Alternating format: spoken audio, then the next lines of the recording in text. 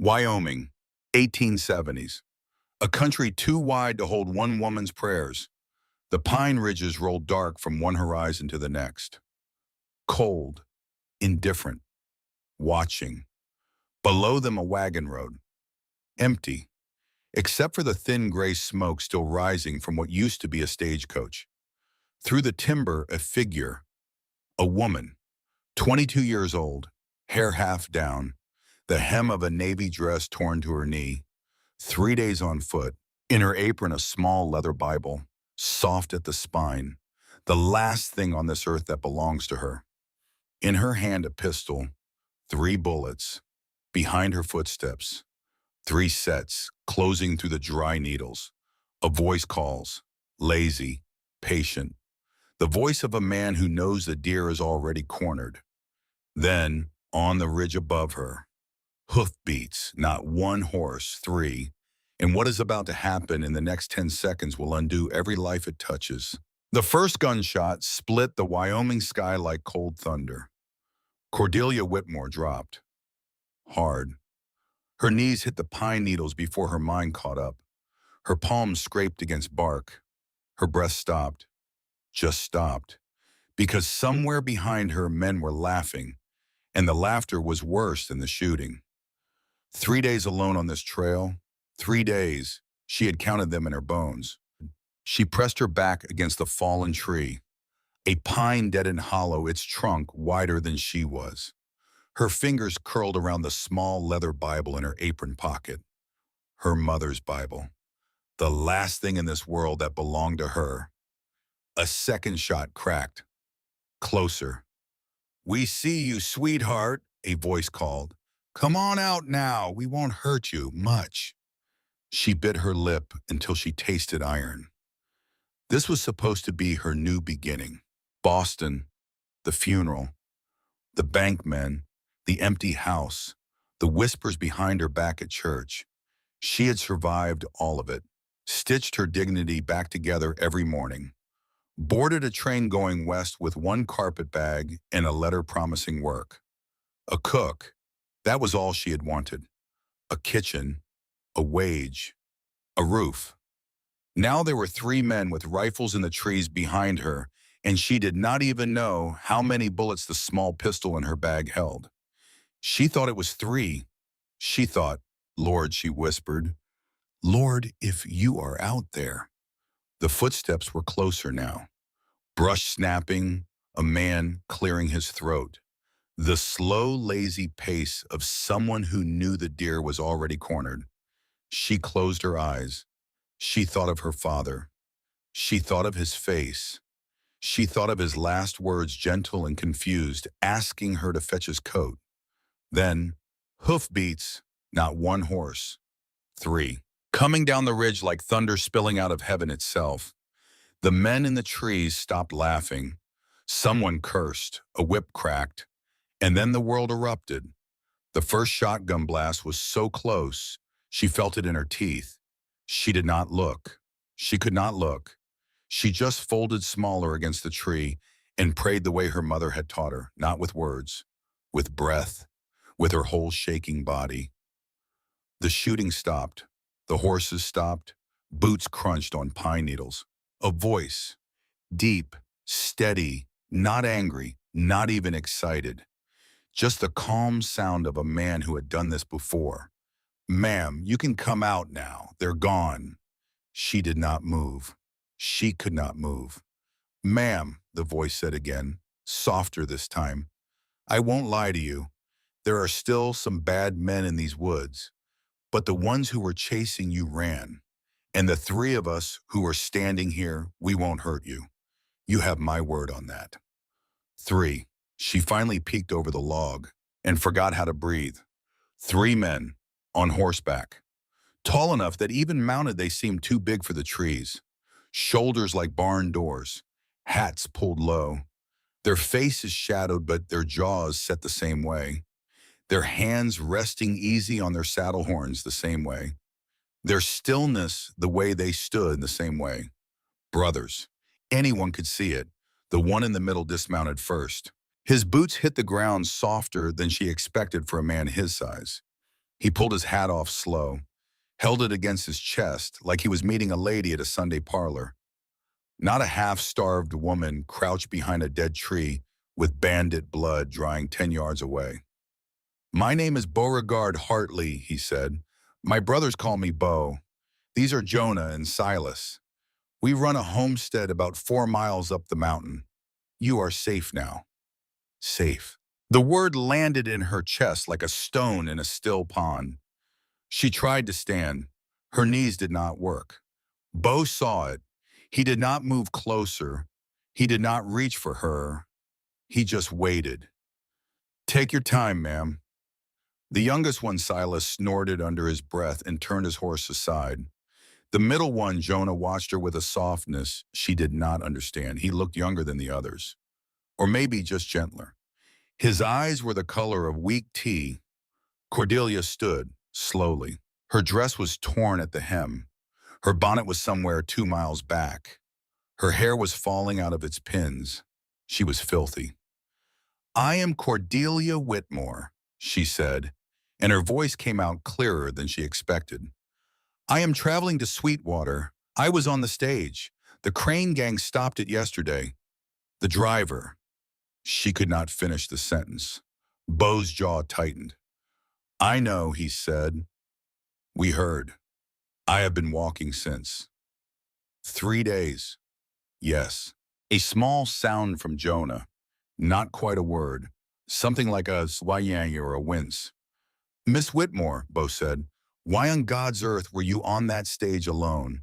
She lifted her chin because she had to, because if she did not lift her chin, she would fall apart in front of these strangers, and she had not survived everything to fall apart now.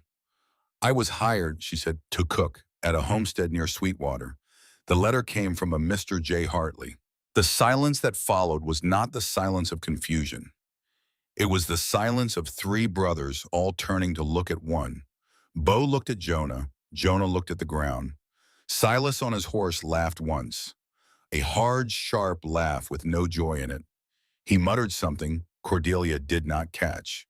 Beau lifted a hand without looking at him, and Silas went quiet. "Ma'am," Beau said slow now, "did you bring that letter with you?" She did. It was folded in her Bible. She drew it out with shaking fingers and held it across the distance between them. Beau came forward only as far as he needed to, took it, unfolded it.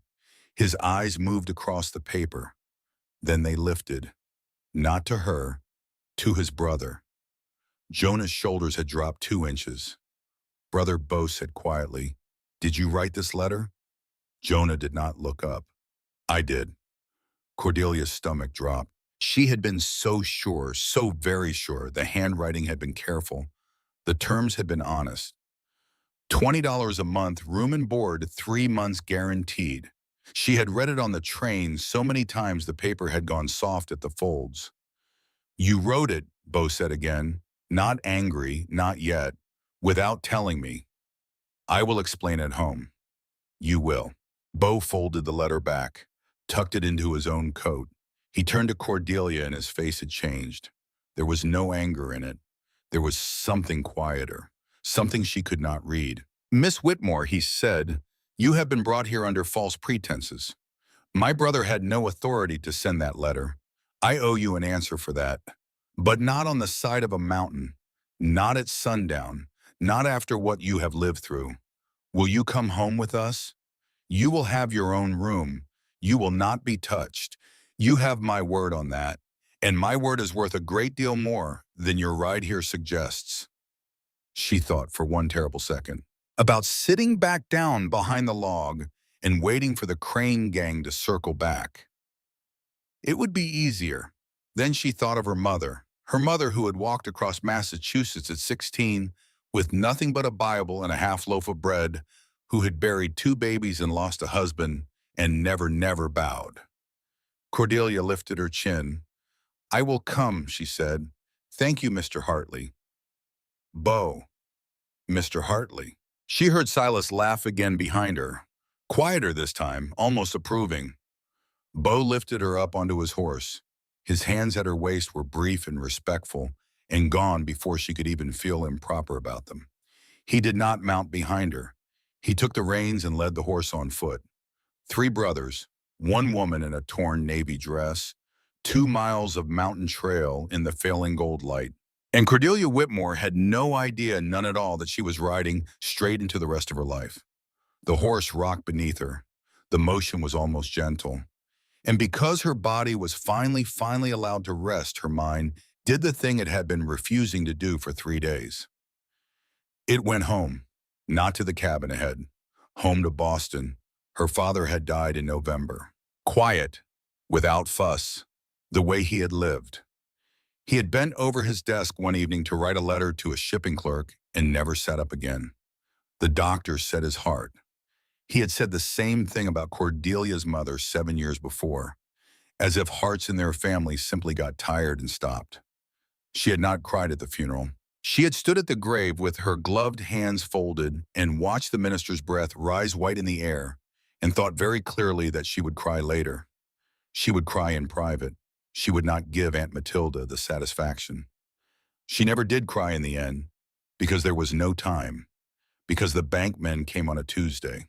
Her father had been a textile merchant, respectable, steady, or so she had believed. But the books told another story. 3 failed shipments, a partner who had run to Canada with the receipts, a second mortgage on the brownstone Cordelia had been born in. There was nothing left, not the brownstone, not the piano, not the silver tea service her grandmother had carried over from Devon, not even her mother's pearls. She had stood in the empty parlor on the last day with her shawl over her arm and a single carpet bag at her feet and waited for the bank's clerk to lock the front door behind her.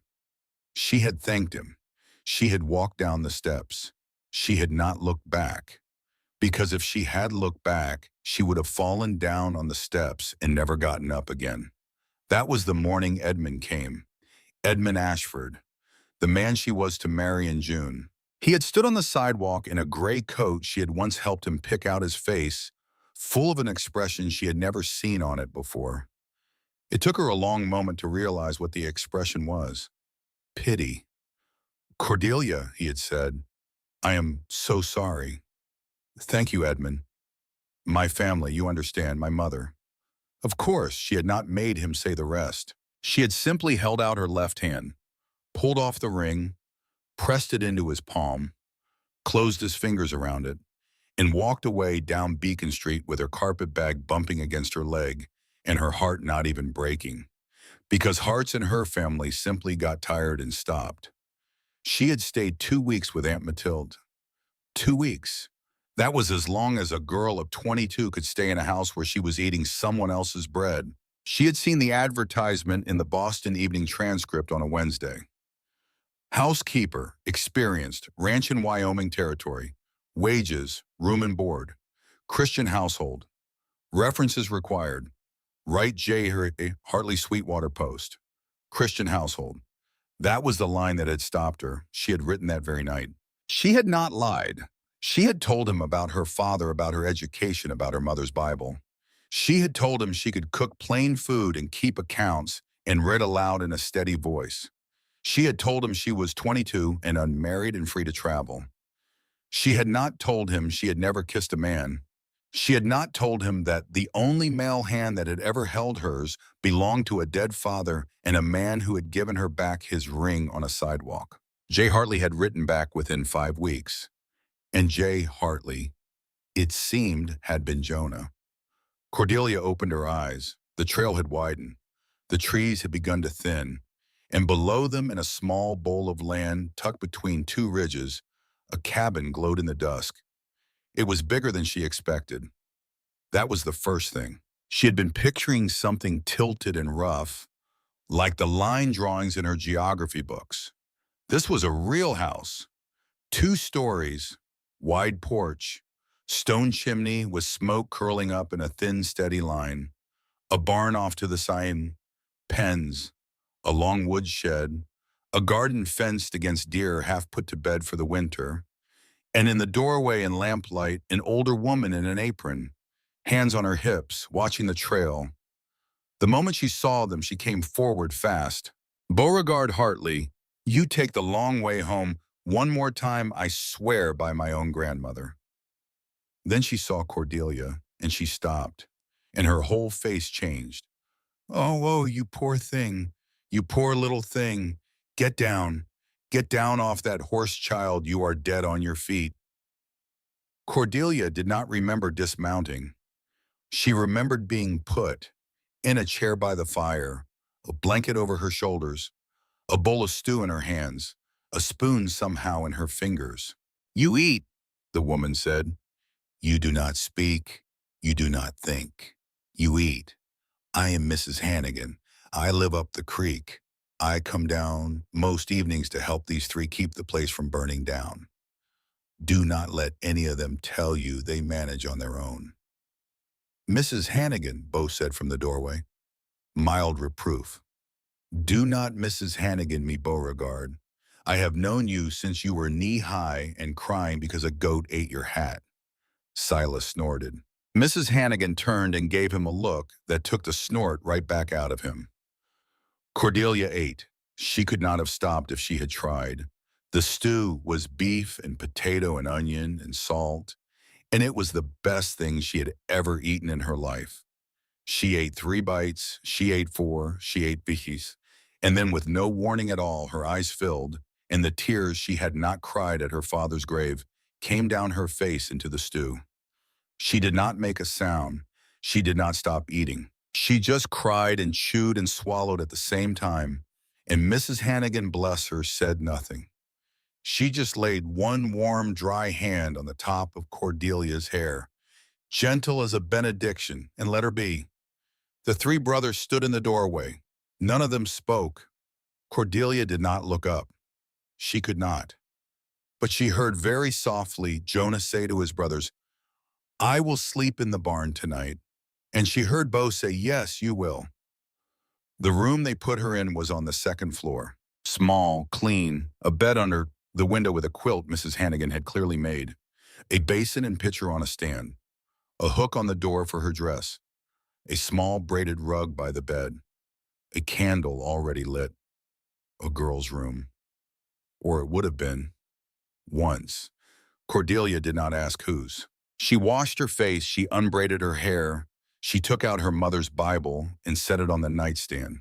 She knelt by the bed because that was how she had been taught, and she said her prayers. They were short prayers. She did not have the strength tonight for long ones. Thank you for hooves on the ridge. Thank you for the bowl of stew. Thank you for Mrs. Hannigan's hand on my hair. Bless these 3 strangers. Bless whatever you are doing with my life. Bless my father. Bless my mother. Amen. She got into bed. The quilt smelled of cedar and lavender. She was asleep before her head finished settling into the pillow. Downstairs, the 3 brothers did not sleep. "You wrote a letter," Bo said. He said it quiet. He said it sitting in his chair by the fire with his hands folded between his knees, and his voice was the kind of quiet that filled the whole room. Jonah stood by the hearth. He looked at the flames. "I did. In my name. In our name. Brother?" "Bo, hear me out." Silas sprawled on the bench by the door, said nothing. He had taken off his hat and was turning it slowly in his hands. His face was unreadable. Jonah took a breath, took another one. "Bo, we are dying out here." Bo did not answer. "You know it," Jonah said. "Silas knows it. I know it. The 3 of us in this house year after year. No women, no children, nothing but each other and the goats in the snow. You will not let yourself love again. Silas will not trust again in me. I cannot do it." "You cannot do what?" "I cannot keep waking up in a house with no laughter in it." The fire popped. A log settled. Silas's hat stopped turning. "So you wrote a girl across the country," Bo said. Mo. Still quiet. "Under false pretenses. Without a word to me. And you brought her 3,000 miles on her own through Crane country to a house she thinks needs a cook." "I know." "Knowing what would have happened to her if we had been 1 hour later on that ridge." "I know." "Jonah, I know. Look at me. Jonah looked at him. The fire lit up half at his face, the half that always looked too thin since the accident, the half that did not move quite the way it used to when he laughed. I know what I did, Jonah said. I will tell her. I will tell her in the morning. I will tell her I wrote it. I will tell her I am the one who lied. And if she wants to go, I will pay her passage anywhere. On this earth, she wants to go. Out of my own savings. To the last cent. You have my word. Bo looked at him a long time. Then he turned to the youngest. Silas? What? You have not said anything. You want me to say something. I want to know what you are thinking. Silas tipped his head back against the wall. I am thinking, he said, that my brother is a fool, and that the girl upstairs is going to break our hearts, and that I am going to bed. He stood up. He set his hat on the hook by the door. He paused. And Bo, yes, she is not a thief. I did not say she was. You were going to think it. Don't. Silas went up the stairs. Bo sat by the fire a long time. Then he picked up the iron and stirred the coals. Brother, he said softly to no one, what have you done? Cordelia woke to the smell of coffee. For one beautiful, confused moment, she thought she was 12 years old. She thought her mother was downstairs. She thought it was Saturday and there would be biscuits. Then she opened her eyes and remembered everything. The light was thin and gray. Early. The window pane was cold to the touch. She dressed quickly. She braided her hair. She washed her face in the basin. She looked at herself in the small square of mirror above the washstand for one moment and saw a young woman with sharp cheekbones and very tired eyes. She did not look like a girl from Boston anymore. She looked like someone who had been chased through pine woods by men with guns. She straightened her shoulders. She went down the stairs. Beauregard Hartley was at the stove, sleeves rolled up, hair damp from washing. He turned when she came in, and the expression that crossed his face was strange, soft and brief and gone. He nodded. Miss Whitmore? Mr. Hartley? Coffee, please. He poured it into a thick white mug and slid it across the table. She wrapped both hands around it, and the heat went into her bones. I owe you a conversation, he said. You do. A small, surprised smile touched the corner of his mouth. You are not afraid to speak. I am very afraid. I am speaking anyway. He set down the coffee pot. He pulled out the chair across from her. He sat. Miss Whitmore, I am going to say something that may startle you, so I will say it plain. All right. This house does not need a cook. She set her cup down. Then what does it need? He looked at her across the table. A wife. It needs a wife, a great deal more than it needs a cook. The world went very still. She heard her heartbeat in her ears. Mr. Hartley, I am not asking Miss Whitmore. Then what? I am telling you what my brother could not bring himself to write in his letter. He did not need a housekeeper. He needed a woman who might in time choose him. He did not have the courage to say so, so he wrote what he thought you would answer. She did not speak. She could not. He is a good man, Bo said. He is the best man I have ever known, but he was wrong to do what he did, and you have the right to know it from me before you hear it from him. She gathered her breath. Why are you telling me yourself? He paused. He looked at her like he was deciding something. Because I will not have you hear it from him first and wonder if I knew. I want you to know I did not know. And I want you to know that this house, my house, holds itself to a standard. You are not a parcel my brother ordered. You are a woman who was promised work and traveled in good faith. Whatever happens after this morning is yours to choose, not his, not mine. She drank her coffee. She did not taste it. Mr. Hartley, Bo. Mr. Hartley, why did your brother write that letter and not you? He paused. He looked at his hands. Because my wife managed this house, and bringing another woman into her kitchen has felt like something I could not bear. The room went still. He did not blink. He simply held her gaze across the table, this enormous man, this stranger, and told her his worst grief in 2 sentences like it was a fact she needed for her ledger. I am very sorry, she said. Thank you. How long? 5 years this spring? She nodded. She did not pry. She had been on the other end of that conversation 100 times in the months after her mother died. She knew the shape of it. She knew the silences that came with it. Mr. Hartley, she said, I do not need pity. I have not offered you any. I do not need rescuing. You were rescued already, yesterday. I am grateful for that. You owe me nothing for it. I owe you a great deal for it. He almost smiled, just the corner of his mouth. Miss Whitmore, drink your coffee. She drank her coffee. Mrs. Hannigan came in. She brought eggs. She brought biscuits. She brought a slab of bacon and a jar of preserves and a wooden spoon that she used twice to swat Silas's hand when he reached for the food before Grace. Jonah came in last.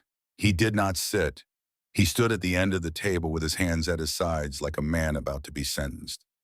Miss Whitmore, Mr. Hartley, Jonah, Jonah. He swallowed. I am the one who wrote you the letter. The wages I promised you will have, the room you have, the board you have, the terms every one of them in my own name and on my own account. My brother knew nothing. She watched him. He was a different kind of handsome than Beau, softer, eyes wider apart, mouth made for smiling even when he was not. There was a way he held his shoulders that suggested he had been hurt once and never quite came back to standing right. Why did you write it? She asked. Because. He stopped. He started again. Because I read your advertisement in a Boston paper that a peddler brought through here in August. And it said you were honest. And it said you were Christian. And it said you could cook plain food and read aloud and keep accounts. And he looked down. I have been lonely for a very long time, Miss Whitmore. Silas, leaning against the doorframe, looked away. Beau did not move. I did not want a bride from a catalog, Jonah said. I wanted to know someone. I wanted to write back and forth. I wanted to see if maybe, with time. He shook his head. It was wrong to bring you here under false pretenses. It was selfish. It was. He could not finish. Cordelia spoke quietly. You have a weak chest. He looked up. What? Your breath. It catches when you talk. You favor your left side when you stand. You leaned on the door frame when you came in. Are you ill, Mr. Hartley? He stared at her. He was hurt, Beau said. 10 years back, a barn collapse in the storm that killed our folks. His lungs took the worst of it. He works as hard as any man on this mountain, but, Jonah said, I do not have all the time in the world. The room was quiet. Cordelia laid her hands flat on the table.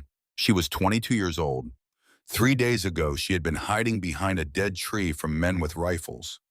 2 months ago, she had been on a train pulling out of Boston with everything she owned in one bag. 6 months ago, she had been the future Mrs. Edmund Ashford. A year ago, her father had been alive. She did not know what she was doing. She did not know what she felt. But she knew in the deep, quiet part of her where her mother still lived that she had been brought here for a reason, and she was not going to leave a man's confession lying on the table like a wounded thing. Mr. Hartley, Jonah, thank you for telling me. He nodded once. He did not trust himself to speak.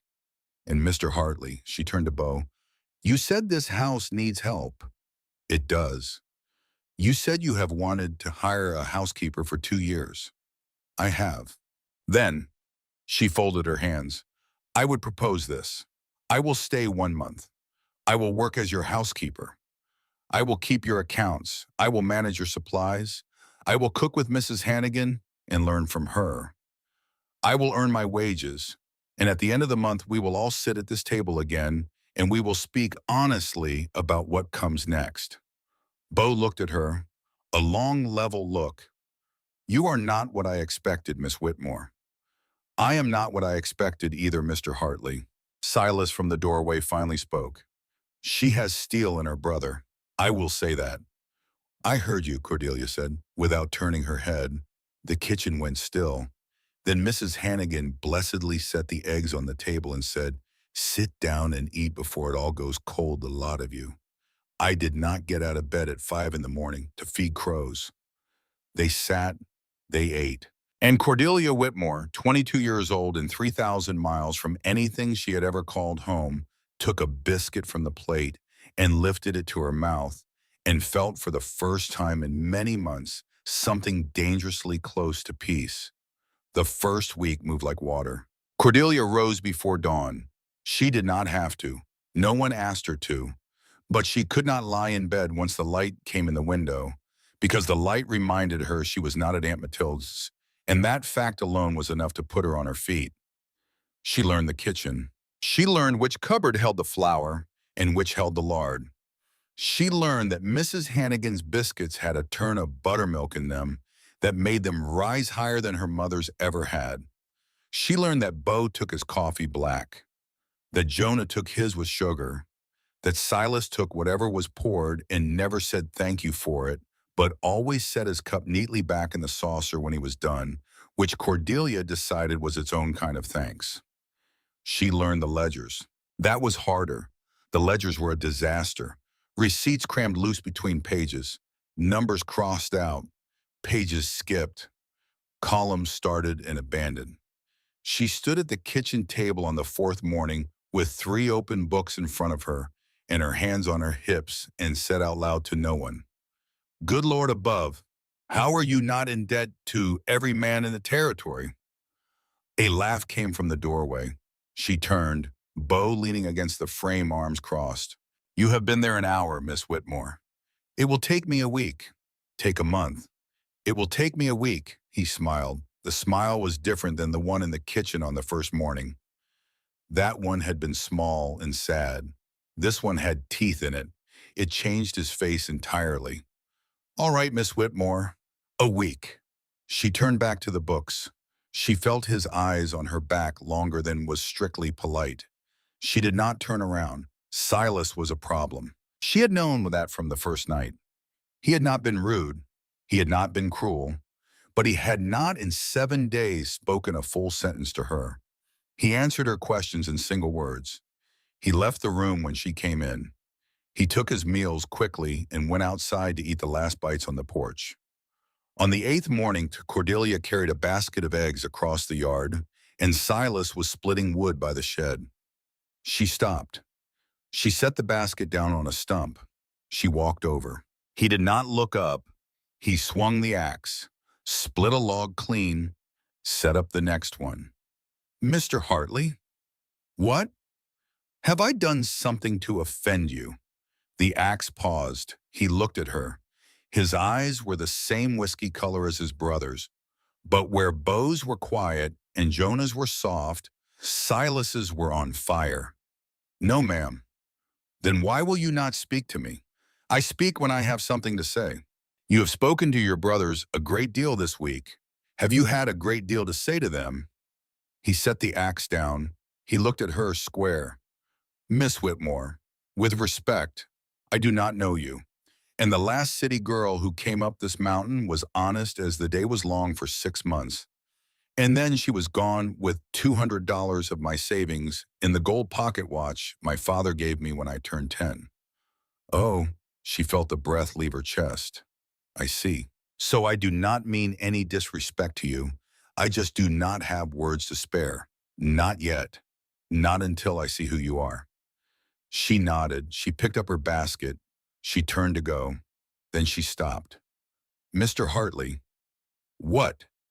"I am very sorry about your watch."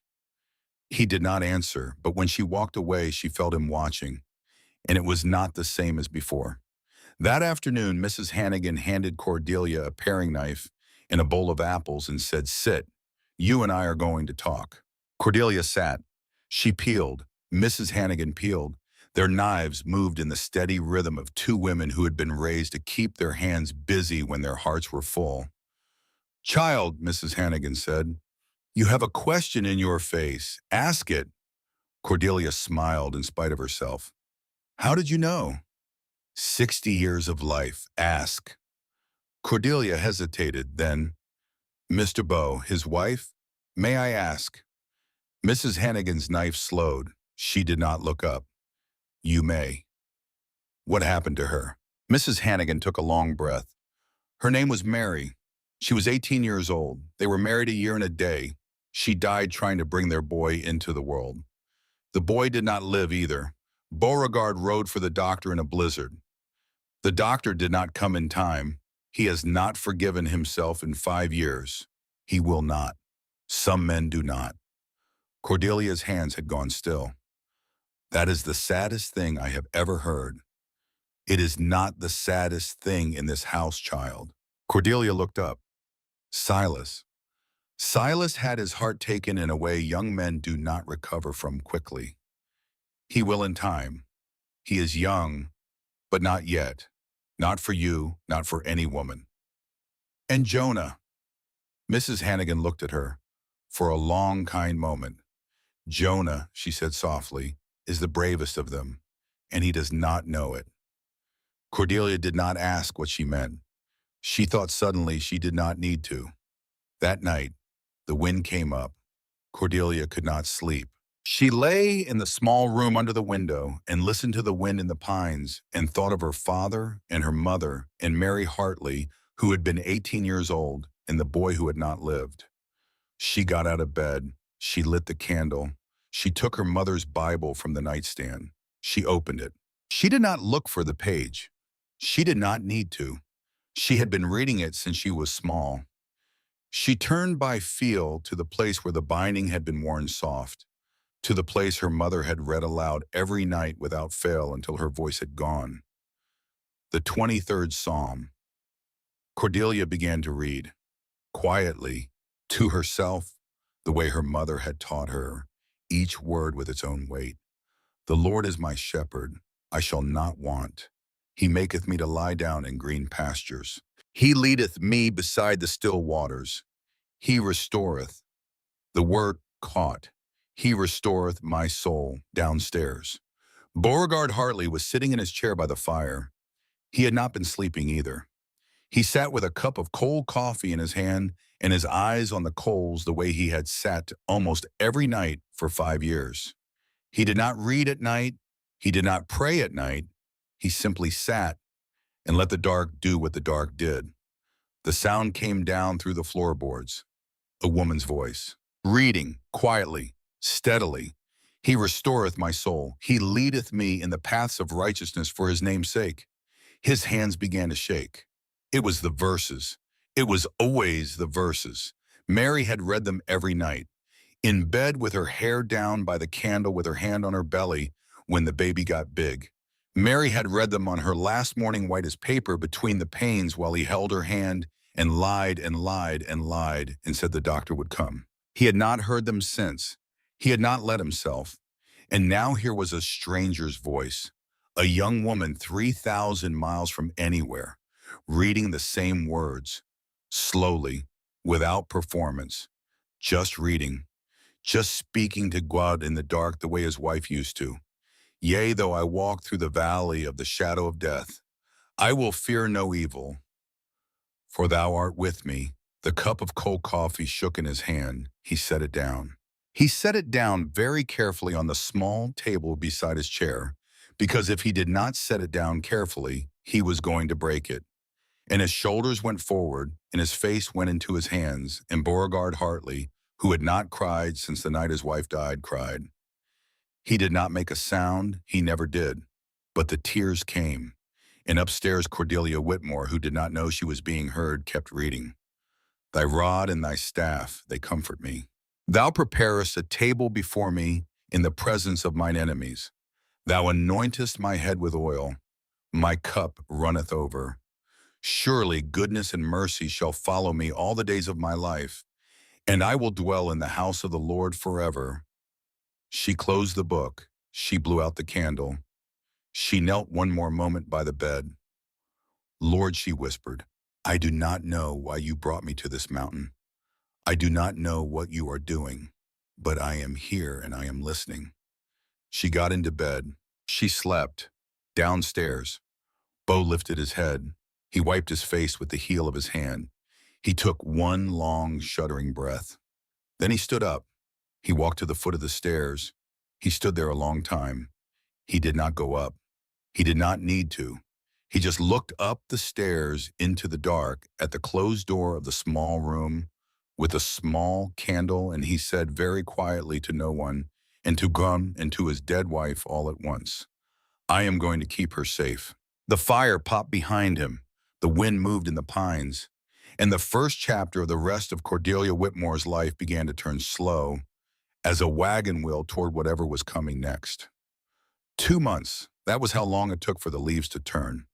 Cordelia Whitmore stood on the porch one morning with a cup of coffee in her hand and watched the aspens on the far ridge go gold all at once, as if someone had laid down a brush, as if God had decided overnight that it was time. She had been on this mountain 61 days. She had counted them in her ledger. The ledger was finished now. 3 weeks ahead of her own deadline, the receipts were sorted, the columns ran straight, the numbers carried. There was a small balance in the back of the book that read in her own hand, black, not red. Beauregard Hartley had stood looking at that single word for a long time. He had not said anything, but he had laid his hand on her shoulder. Once, briefly, the weight of it like a benediction, and then he had walked out to the barn. The cabin smelled different now. It smelled of bread on Tuesday, and stew on Wednesday, and apple butter on Friday. It smelled of beeswax on the table she rubbed down every Saturday. It smelled of the dried lavender Mrs. Hannigan had pressed into her hands one afternoon with a wink and a, "Your room ought to smell pretty, child, you are a lady." It smelled of Cordelia. That was the truth she could not say out loud. She had walked into this house a stranger, and the house had started to belong to her. "Miss Whitmore," she turned. Jonah was on the porch behind her, his hat in his hand, his face flushed in that careful way of his that meant he had walked all the way down from the upper pasture to say something he had been working out the words to. "Mr. Hartley." Jonah. Jonah. He took a breath. He took another one. She waited. She had learned to wait with Jonah, to leave him the space. "There is a dance," he said, "in Sweetwater. On Saturday, the harvest. They have it every year." "Yes. I would like," he stopped, started again. "I would like for you to go with me." The wind moved the gold leaves. Cordelia set her coffee down very carefully on the porch rail, because if she did not set it down very carefully, her hand was going to shake. "To the dance. To the dance. With you." "With me. I know it is forward of me to ask. I know we said 1 month and then we said 2. I know." Jonah. "Yes. I would be glad to go with you, Bo." He blinked. He had been ready for no. His face changed so fast she almost laughed. Not laughed at, laughed with. A laugh that wanted to come up from her chest and could not, because there was something sitting in her throat that felt suspiciously like joy. And Cordelia Whitmore had not felt joy in so long, she did not entirely recognize it. "All right," he said, "all right. Saturday. Saturday." He put his hat back on. He walked off the porch with a spring in his step that the lung in his chest did not entirely allow, and he did not seem to care. Mrs. Hannigan came out a moment later with a basket of laundry on her hip. She looked at the trail Jonah had taken. She looked at Cordelia. She set the basket down. "Right," she said. "You are going to need a dress." The dress was green. Not bright green. Not new green. A deep, soft, mossy green, the color of a forest just before twilight, with a cream lace collar that lay flat against the collarbone, with long sleeves that buttoned at the wrist, with a tucked waist and a full skirt and a row of small covered buttons up the back like a column of held breasts. It was beautiful. It was also very clearly not Mrs. Hannigan's. "Mrs. Hannigan." "Yes, child. Whose dress is this?" Mrs. Hannigan smoothed the skirt across the bed. It belonged to a sister of Mary's, Beauregard's wife. She passed long before Mary did. The dress came up with Mary when she married him. She wore it twice. She would have wanted it worn again, not folded up in a chest waiting for moths. Cordelia could not breathe. I cannot. You can. Mr. Hartley. Beauregard knows. I asked him yesterday. Cordelia turned. You asked him. I did. And he said, Mrs. Hannigan met her eyes. Steady, kind. The way mothers look at daughters when the daughter still does not understand the size of the gift being given. He said, the dress should walk again. He said it without looking up from the harness he was mending. He said it like a man who had been thinking on it a while. Cordelia sat down on the bed, hard. The green dress lay between them.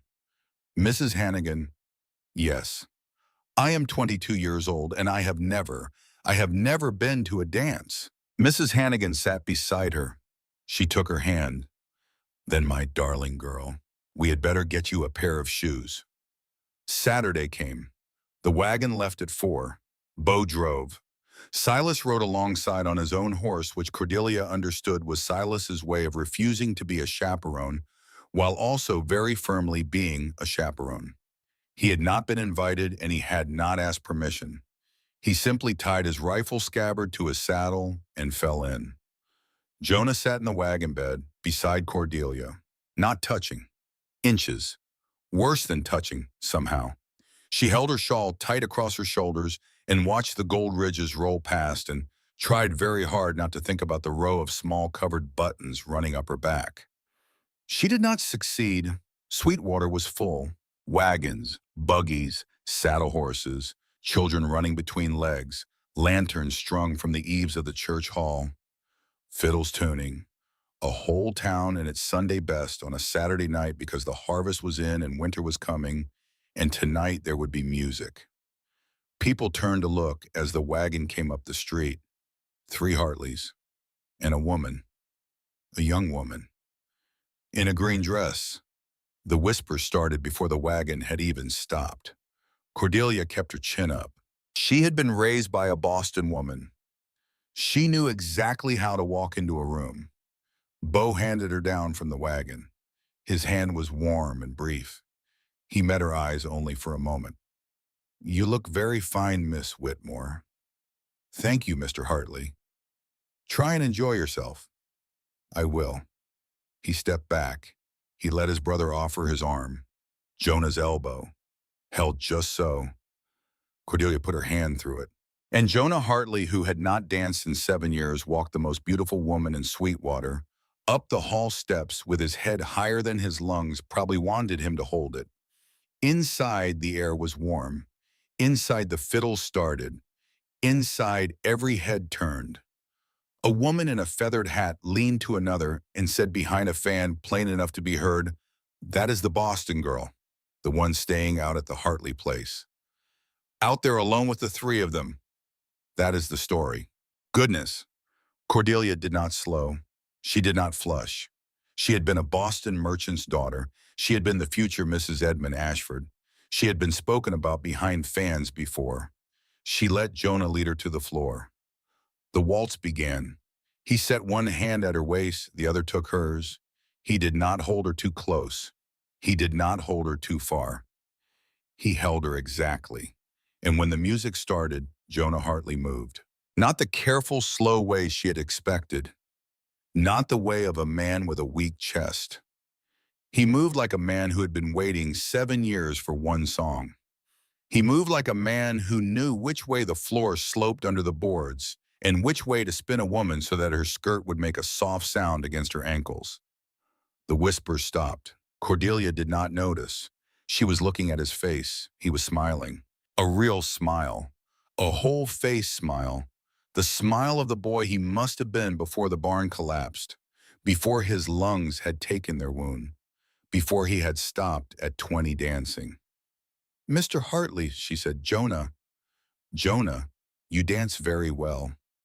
I used to. You still do. That is because of you. She looked down. She looked up. She did not know where to look. He laughed, a small laugh low in his throat, but it was the first true laugh she had heard him make.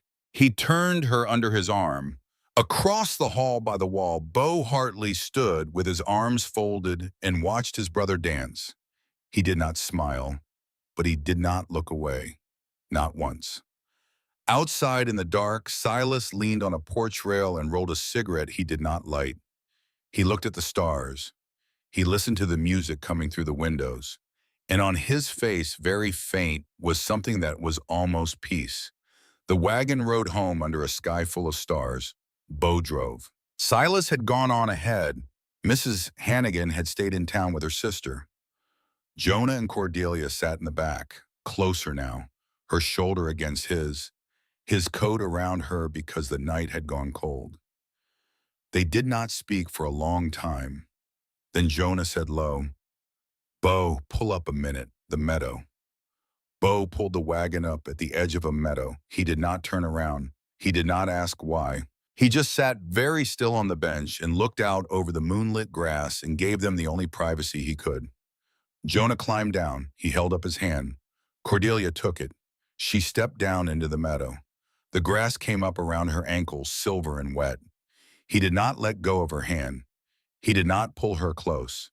He just held her hand in the moonlight, and his thumb moved once across the back of her knuckles, and he said, "Cordelia, yes, I would like to court you, properly, in front of everyone, with your name in the Sweetwater paper and a Sunday call in the works. I am not asking for a yes tonight. I am asking for permission to treat with me." She looked up at him. She had loved her father. She had been promised to Edmund. She had been kissed once on the back of her gloved hand by a boy at 16. She had never, ever been spoken to like this. "Jonah, yes, you have my permission." He closed his eyes. He closed them like a man saying grace. Then he lifted her hand, slowly, so slowly, and he pressed the smallest kiss in the world to her knuckles, through her glove, like he was promising something to Joe instead of her. He let her hand go. He helped her back into the wagon. He sat beside him again. And Beauregard Hartley on the bench in front of them lifted the reins and clicked once at the horses and said nothing the rest of the way home. It was Tuesday when the sheriff came. He rode up before noon, dust on his coat, his face the color of bad weather. Bo met him at the porch. "Sloan, Beauregard, we got hit again. The Patterson place. Last night. Anybody?" "Old man Patterson took a bullet in the leg. He will keep it. His wife was in town with the children." "We are lucky for that." Bo did not move. Crane. Cordelia watched from the kitchen window. She watched the muscle in Bo's jaw stop working. She watched his shoulders set. She watched his hand close very slowly around the porch rail until the wood made a small sound under his palm. "Sloan," Bo said, "he is moving on water again." "He is. Patterson holds the second best spring in this valley. Yours is the first. I know what mine is." "Bo, I am going to ask. The sheriff before me asked. I am asking again. Would you ride out with a posse? You know my answer." "I know it. I am still asking." "No, I will defend my own. I will not chase him." The sheriff nodded. He did not push. He tipped his hat. He rode away. That night, Cordelia found Mrs. Hannigan on the porch alone with her knitting in her lap and a cup of cooling tea at her elbow. The older woman looked at her once and patted the bench beside her. Cordelia sat. "Mrs. Hannigan." "Yes, child." "Rufus Crane. Who is he to this family?" Mrs. Hannigan set her knitting down. She looked out at the dark. Rufus Crane was the boy's father's partner. They came up this valley together in '57. They claimed the Upper Springs together. They built the first cabin on this land together. Crane was at Bo's christening. He was the boy's godfather, in fact. Their godfather. All three of them. Cordelia could not speak. "There was a fever," Mrs. Hannigan said. 10 years ago, it came through the valley in August. It took half the children in Sweetwater. It took Mr. and Mrs. Hartley in the same week. It nearly took Jonah, which is what did his lungs. Mrs. Hannigan, let me say it all, child, once, so you know. All right, Mrs. Hannigan took a breath. The boy's father rode out in the middle of the worst of it to fetch Crane, to ride together for the doctor. The nearest doctor was 40 miles. He needed a second rider for the night ride for the wolves and the road agents. He went to Crane because Crane was his partner. Crane was his brother. Crane was the boy's godfather. Crane said no. Crane said he would not risk his own neck for another man's wife. Their father rode out alone. He made the doctor. He brought him back. He was 3 hours too late for his wife. He buried her in the morning. He never said a word to Crane again. Cordelia covered her mouth. That winter, Mrs. Hannigan said Crane filed a claim on the lower spring, the one the partnership had been holding in trust. He filed it in his name only. The boy's father took him to court in Cheyenne. He won. Crane lost everything. He took to the road. He has been on the road ever since. He has been waiting 20 years to take back what he believes was stolen from him. And the boys have been waiting 20 years for the day he tries it. The wind moved across the porch. Cordelia thought suddenly of 3 small boys on a cabin floor holding hands during a fever and of a man on horseback who said no. Mrs. Hannigan, yes. Their father, what happened to him? He never came back from a roundup the next spring. They found his horse 3 days later. They never found him. Beauregard was 22. Jonah was 19. Silas was 16. I had buried my own husband 2 years before. So I came down the creek, and I have been coming down the creek every day since. Cordelia put her face in her hands. She did not cry. She could not cry. Not in front of this woman who had lived through it. But she sat for a long time. And then she said, soft, fierce, into her hands, "He will not take this house, not while I am in it." Mrs. Hannigan looked at her, just looked, for a long, slow moment. And then she picked up her knitting again, and she said, "No, child, I believe he will not." It was 3 nights later that Silas came in late. Cordelia was awake. She had taken to sitting up by the kitchen fire after the men went to bed, to read, to stitch, to listen to the house creak around her. She liked the quiet. She did not like the sound of Silas's boot on the porch off rhythm. He came in. He hung his hat on the peg. He missed. The hat fell. He bent to pick it up and almost did not come back up. She set her book down. "Mr. Hartley?" "Whitmore, you have been drinking."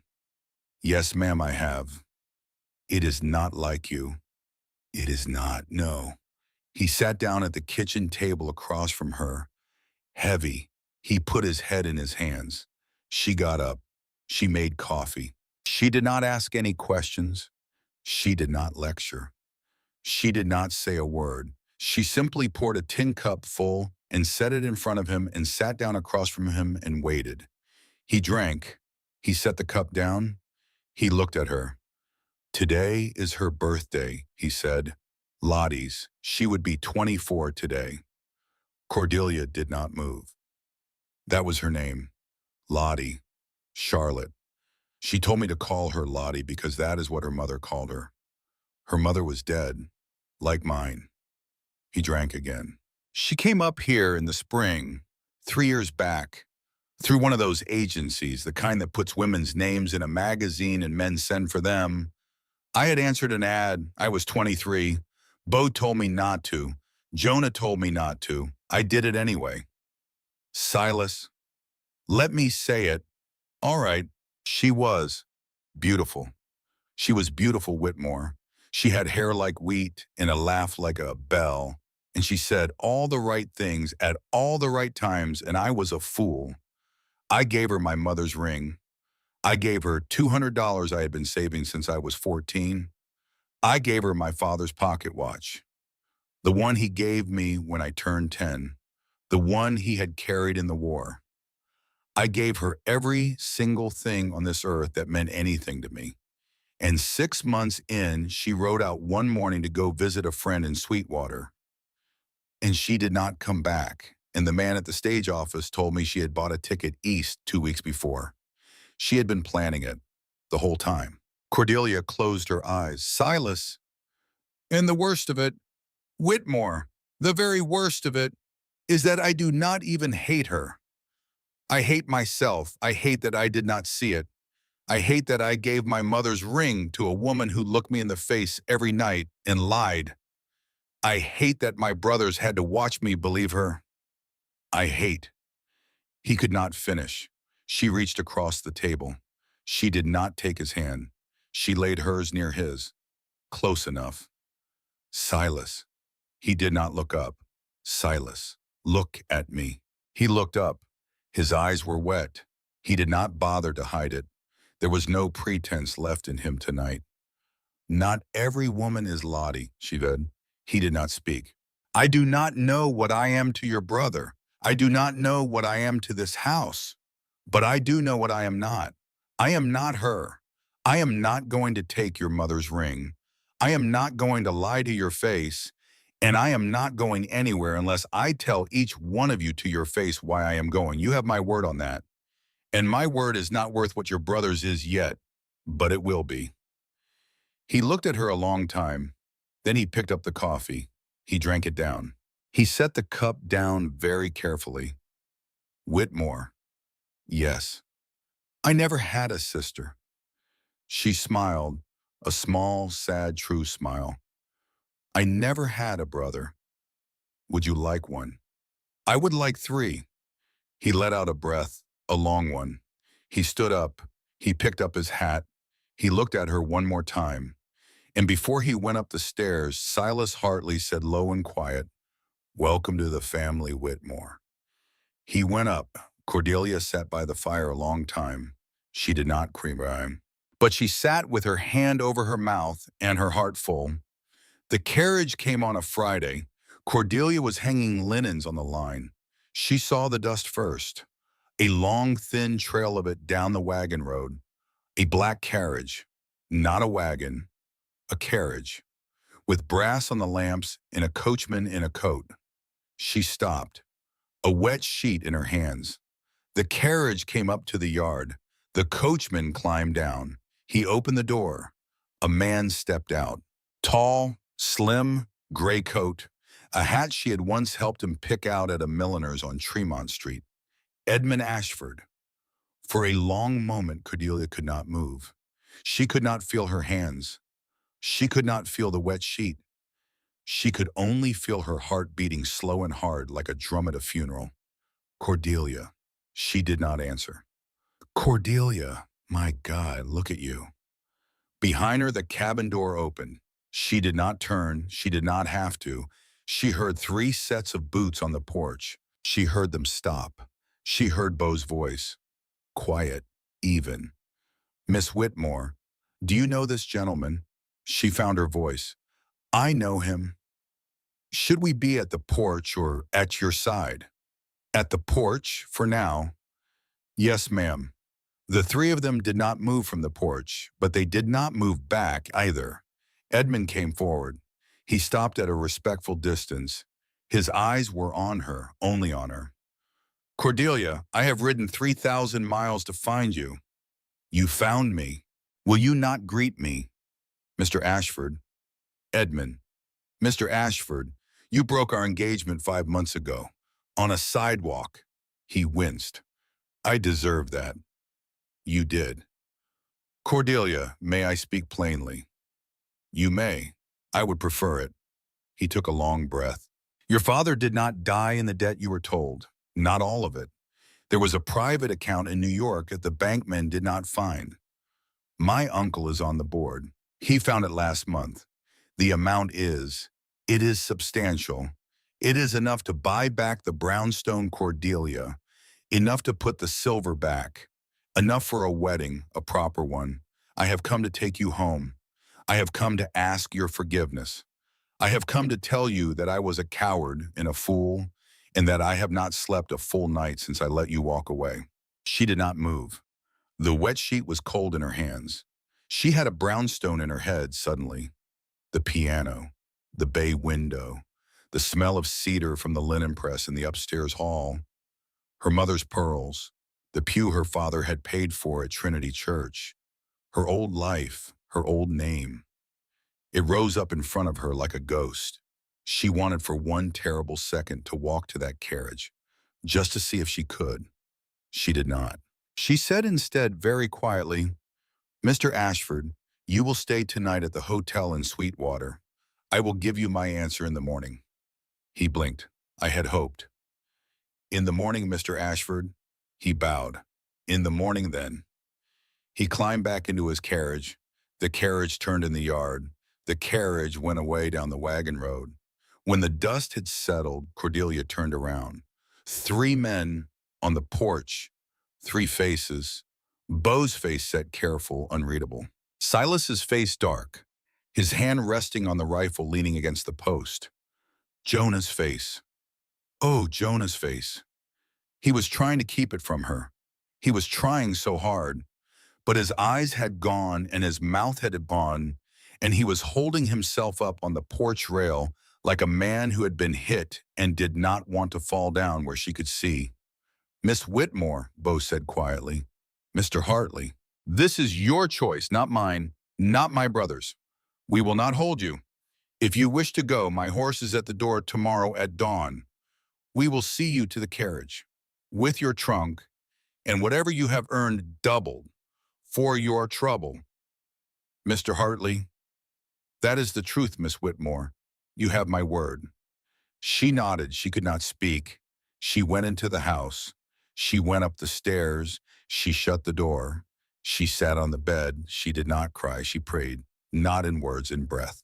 That night she could not sleep. She walked down the stairs barefoot. She walked through the dark kitchen. She lifted her shawl off the peg. She walked out onto the porch. Beau was already there, in his chair, a cup of coffee untouched on the rail. He looked up. He did not say anything. He just slid the cup toward her. She took it. She wrapped her hands around it. "Mr. Hartley?" "Beau. Beau. Yes. I do not know what to do. I know.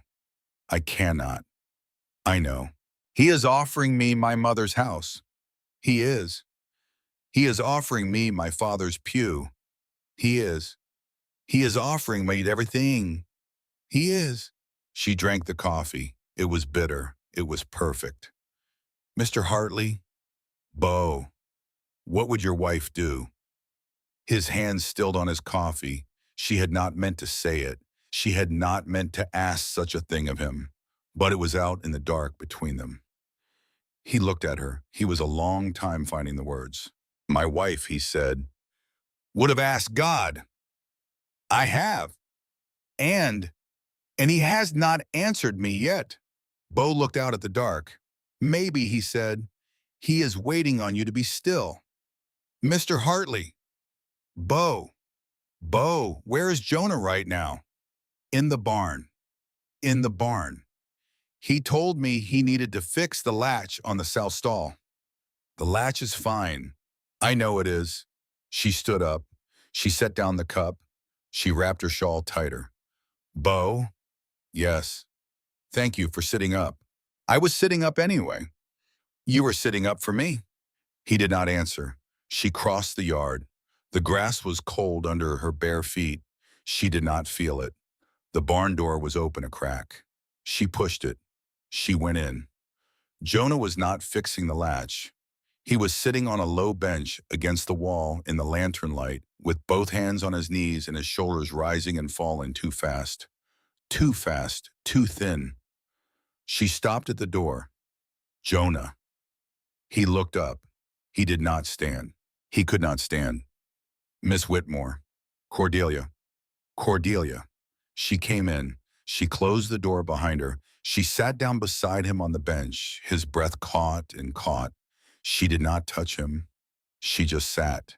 She did what she had learned sitting up with her father in his last weeks. She let her own breath go slow, in 4 counts, out 4 counts, steady beside him, because sometimes a body even in distress will find the rhythm of another body next to it. It took 5 minutes. It took 10. It took 15. His breath slowed, stilled. Then he said very quietly, I do not have all the time in the world, Cordelia. I know. The doctor in Cheyenne said 5 years, maybe 10. That was 8 years ago.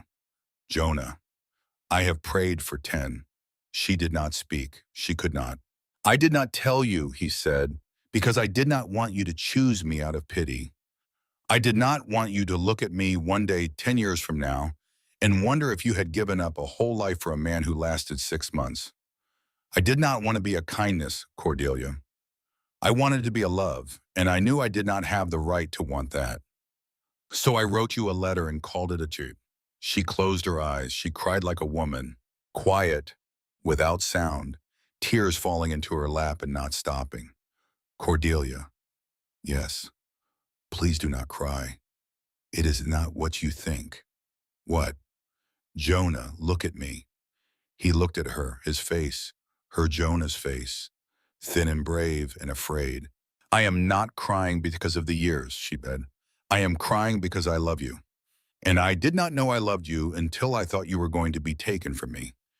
And I am angry. I'm angry that I had to find out this way, that I had to find out tonight, that I had to find out at all. He stared at her. You love me. Yes. Cordelia, you love me. Yes. Even. Yes. He bent his head. He bent it all the way down, forehead almost to his knees, and his shoulders shook the way men's shoulders shake when they have been carrying something for too long and finally get to set it down. She put her hand on the back of his neck. She held it there. Not romantic, not yet, just steady. And in the lantern light of the barn with the gold of the wick catching the dust in the air, Jonah Hartley wept the cleanest tears of his life into the lap of the woman he was somehow, by the grace of God, going to be allowed to love. She slept 3 hours. She wrote the letter at dawn. She wrote it at the kitchen table by the light of one candle. She wrote it in her best hand. She wrote it with her father's pen, the one thing of his she had kept, the one thing she had not been able to sell. Mr. Ashford, I thank you for your honesty and your apology. I accept both. I will not be returning to Boston. I am writing today to the New York bank you named with instructions that the funds my father left be transferred to the Cattlemen's Bank of Cheyenne in my name to be held in trust for the future of my household. I will not require an escort to Wyoming. I am already here. I wish you well, Edmund. I do truly. May God grant you a happy life. Cordelia Whitmore. She sealed it. She gave it to Beau when he came in for coffee. Beau rode it into town himself. He gave it to Edmund Ashford on the front porch of the Sweetwater Hotel at 9 in the morning. He did not speak to Edmund. He did not need to. He simply put the letter in the man's hand, tipped his hat, and rode out of town. Edmund opened the letter on the porch. He read it. He read it twice. His face went white. Then his face went red. He crumpled the letter in his hand and dropped it in the rain barrel by the door. A man was watching from across the street, a wiry man, in a brown coat, standing in the shadow of the livery. He was a man Edmund had hired in Cheyenne to ride messages between him and his uncle's bank. Or so Edmund had been told. He was in fact a man who had been on Rufus Crane's payroll for 6 years, planted in the Sweetwater livery to listen and watch and ride south whenever something interesting came through. The wiry man crossed the street. He fished the letter out of the rain barrel. He uncrumpled it. He read it. He read it twice. Then he tucked it inside his coat. He saddled the fastest horse in the livery, and by noon he was riding south, toward a canyon 2 days off, where a man named Rufus Crane was about to receive a very interesting piece of news. Cordelia did not know any of it. She did not yet know. She slept until noon. She woke to the smell of bread. She woke to the sound of laughter in the yard. She came down and found Mrs. Hannigan at the stove and Silas at the table mending a bridle. And Jonah, her Jonah, sitting on the porch with his face turned up to the autumn sun. He was alive. He was here. And he was going to be hers for whatever time God allotted and she was going to take that time and pour every minute of it into the cup of her own life until it spilled over. The first night after the letter, nothing happened. The second night, nothing happened. The third night, the dogs at the upper pasture barked at 2 in the morning, but it was a coyote, and the dogs went back to sleep, and Bo, who had been at the window with his rifle, lowered it slowly and let his shoulders down. On the fourth day, Cordelia hung wash on the line and felt the air change. The temperature dropped 6 degrees in an hour. The sky to the northwest was the color of an old bruise. "Snow soon," Mrs. Hannigan said, coming out with another basket. "Maybe 3 days, maybe 2. 2 days. That is my guess." Cordelia looked at the sky. Cordelia did not know why she felt it, but she felt it. She felt it in her bones, the way her mother used to say a woman feels a storm coming, the way a horse feels it, the way the dogs feel it. She went inside. She took down the shotgun. She loaded it. She set it inside the kitchen door behind the umbrella stand where Mrs. Hannigan could reach it without bending. Mrs. Hannigan watched her do it. Mrs. Hannigan did not ask a single question. That night the air was wrong. Cordelia knew it before she could name it. She had been on the mountain long enough now that the mountain spoke to her. The wind moved a certain way before a storm. The dogs went quiet a certain way before a stranger.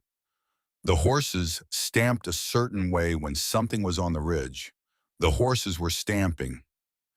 She set down her sewing. She listened. Mrs. Hannigan on the bench by the fire looked up. "Child." "Mrs. Hannigan." "Yes." "Where are the men?" "In the barn, locking down for the night." "Get your shotgun." Mrs. Hannigan did not ask why. 60 years of life had taught her not to ask why when a woman said a thing in that voice. She got up. She got her shotgun. She handed Cordelia her own. The first shot came from the ridge. The second shot took out the kitchen window. Glass everywhere. Cordelia hit the floor. She crawled. She crawled to Mrs. Hannigan. She crawled with the shotgun in her hands. Outside. Outside, Bo was shouting. Outside, Silas was shouting. Outside, Jonah was. "Mrs. Hannigan, Mrs. Hannigan, they are at the barn. Down, child, stay down." The barn is." She lifted her head. She saw it through the broken window. The barn was on fire, orange, climbing, eating the dry hay roof in one great hot breath. "Beauregard," Mrs. Hannigan whispered. "Beauregard." Another shot. A scream. A man's scream. Not Bo. "Silas!" Cordelia got to her feet. She did not remember deciding to. She crossed the kitchen. She unbarred the back door. She stepped out onto the back porch with the shotgun against her shoulder, and her breath as steady as her dead mother's voice in her ear, saying, "Calm now, child. Calm now." In the firelight she saw Bo on one knee in the yard, blood running down his arm, firing at a man at the corner of the woodshed. Silas being dragged by 2 men toward a horse, hands tied. Jonah on the ground by the porch steps, on his side, not moving, one hand at his throat, not moving. She did not scream. She did not think. She raised the shotgun. She sighted on the man at the corner of the woodshed. She squeezed.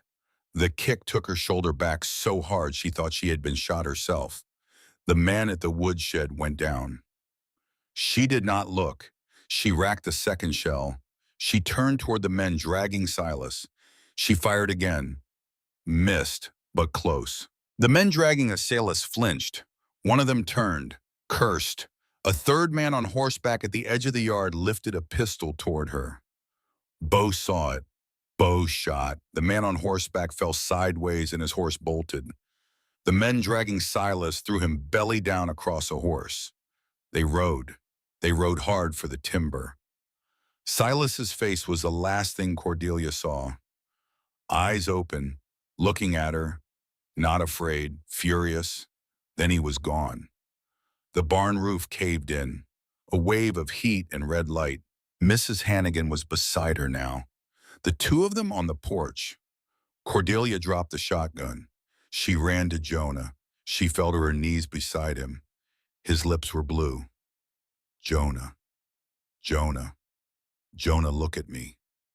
His eyes opened, a slit. Cor, I am here. Silas, I know. Silas, I will get him back. Do you hear me? I will get him back.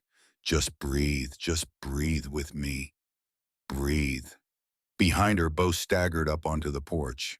Blood on his shirt. A cut over his eye. He fell to his knees beside her. He took his brother's hand. He looked at Cordelia across his brother's body, and there was nothing in his face. Nothing. Nothing but the cold, calm fury of a man whose family had finally, after 20 years, been touched. The sun came up over the ridge like it did not know what had happened. Cordelia stood on the porch and watched it. The barn was a black skeleton, smoke still rising in thin gray lines into a sky-going pink. Her shawl was over her shoulders. Her shotgun was at her feet. She had not slept. Inside the cabin, Jonah was breathing. That was all she could say. He was breathing.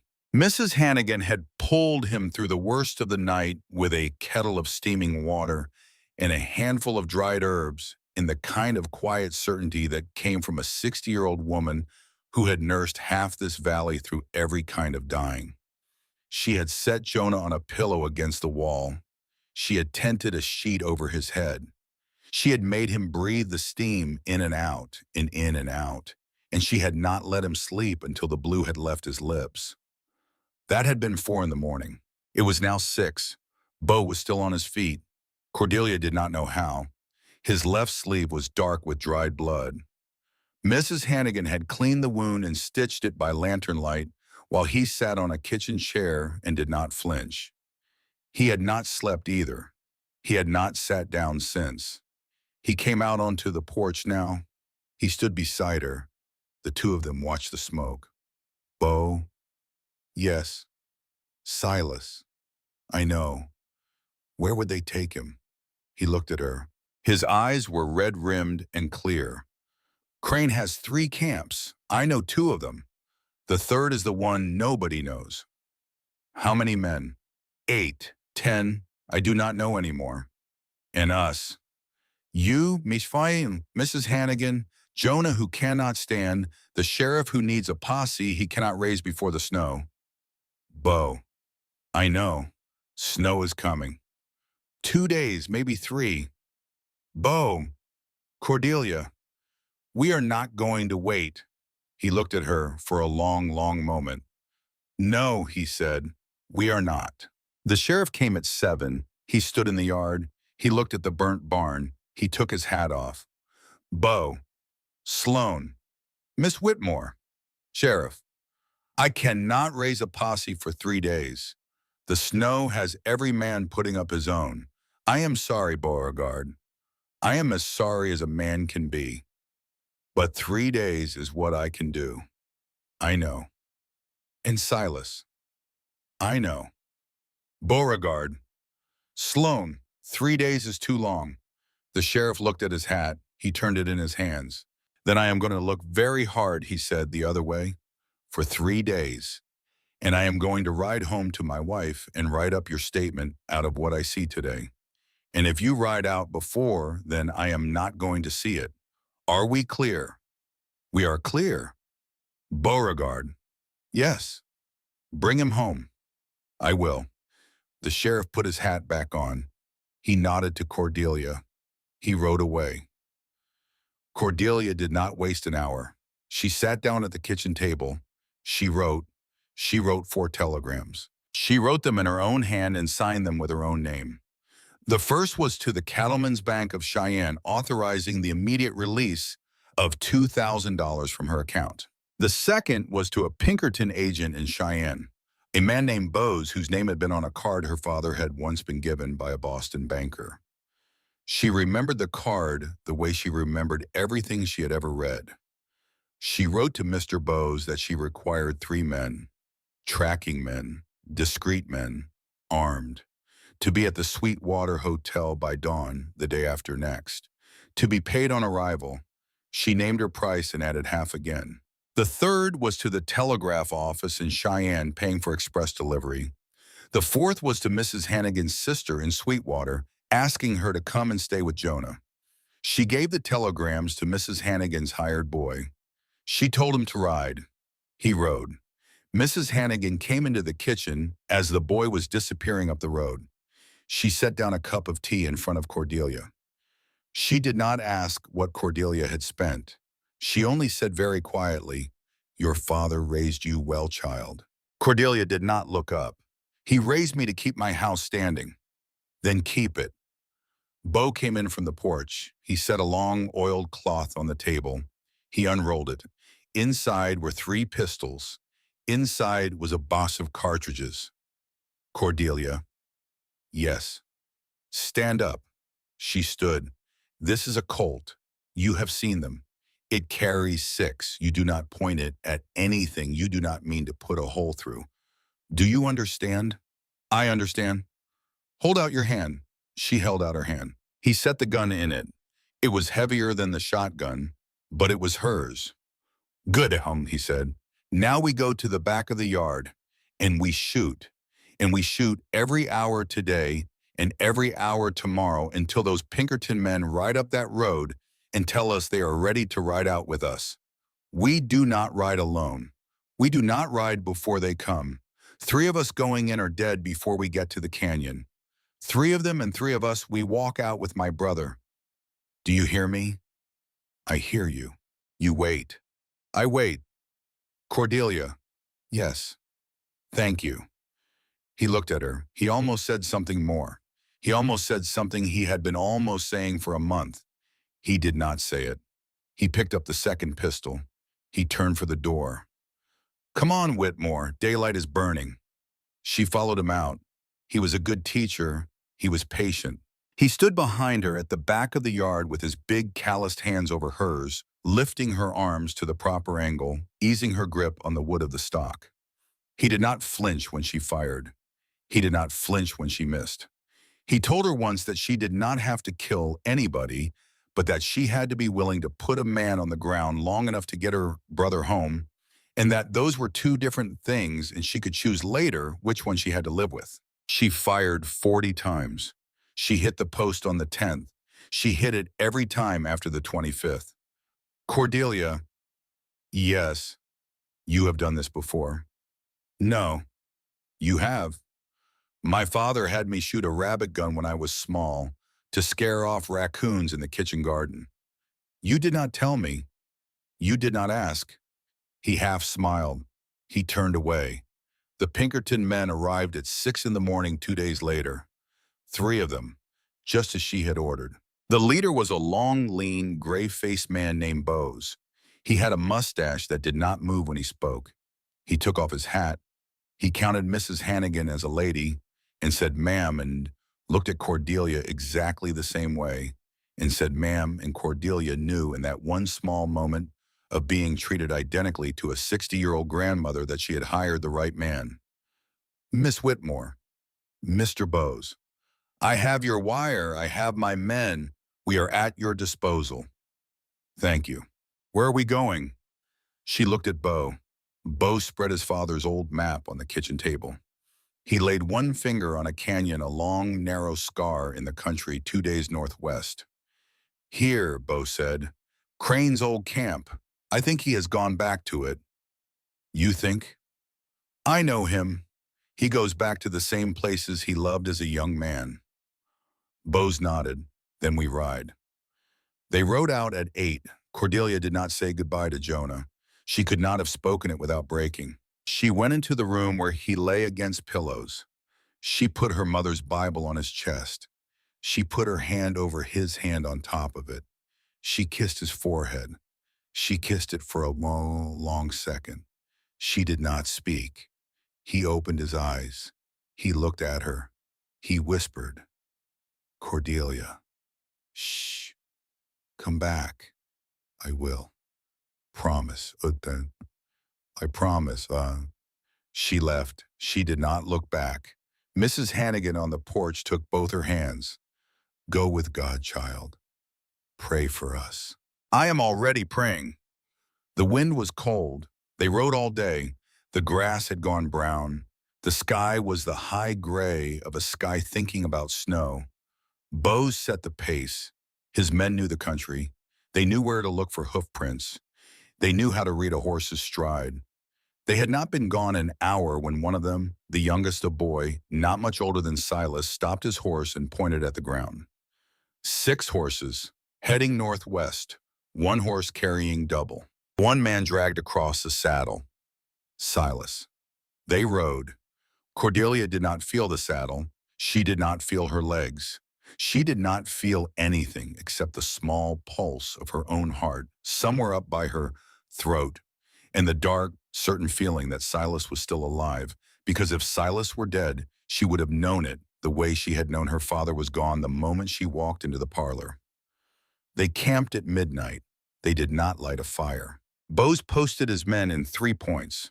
He took the first watch himself. Bo took the second. Cordelia, against every instinct she had, lay down in her blanket and slept. She dreamed of her mother. Her mother was sitting in the green dress Cordelia had worn to the dance. Her mother was at the kitchen table at the cabin. Her mother was peeling apples. Her mother said without looking up, "It is going to be all right, my Cordy. It is going to take you a long time to know it, but it is going to be all right." Cordelia woke up at 4. The stars were down low. Bo was crouched beside her with 2 cups of cold coffee. Time, time, she drank. They rode. They came to the canyon at dawn. Bose held up his hand a mile out. He turned to Bo. 2 men on the rim, lookouts. We take them quiet, then we come in from above and below at once. Your brother is in there. If he is in there, he is in the cabin in the middle. Crane likes his prizes close. All right. Miss Whitmore. Yes. You stay with me. You do not move from my side. You shoot only what I tell you to shoot. You hear? I hear. You do not freeze. I will not freeze. He looked at her. He nodded once. They moved. The 2 lookouts went down without a sound. Bose's men were very good at what they did. The sun rose over the canyon rim.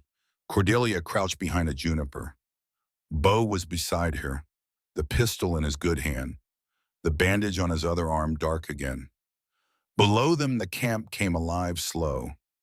Men coming out of 3 small shacks, a cook fire being built up, a horse being saddled, the smell of bacon drifting up.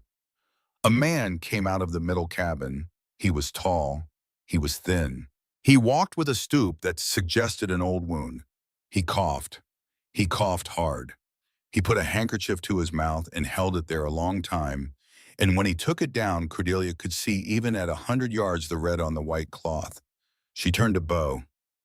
Bo? That is him. He is sick. I know.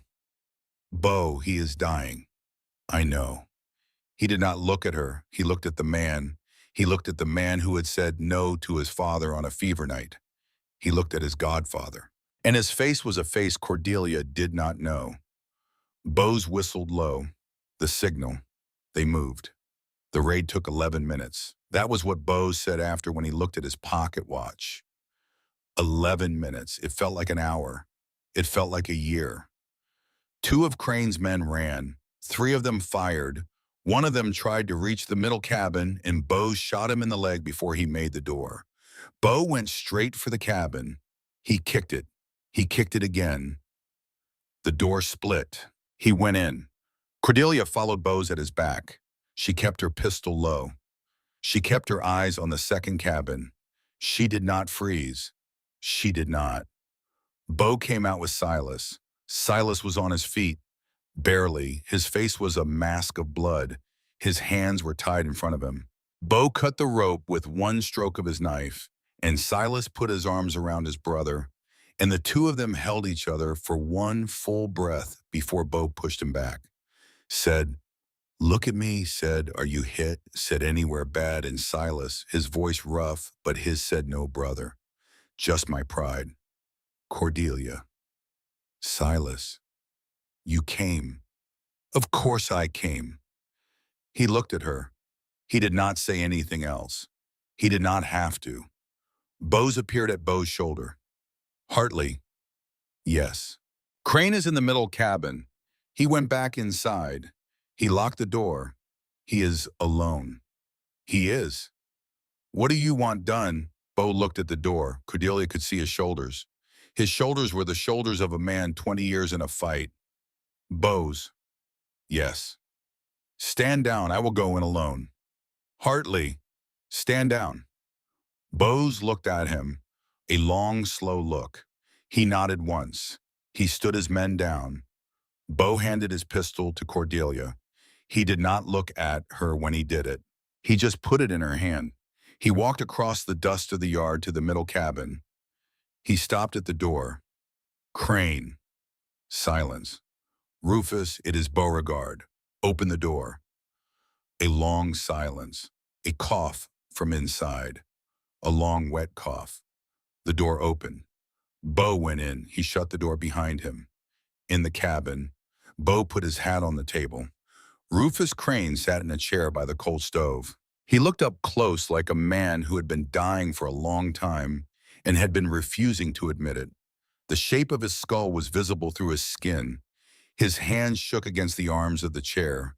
His shirt was open at the throat, and the bones beneath looked like a bird's. There was a leather satchel at his feet. He had been holding it. He looked at Bo.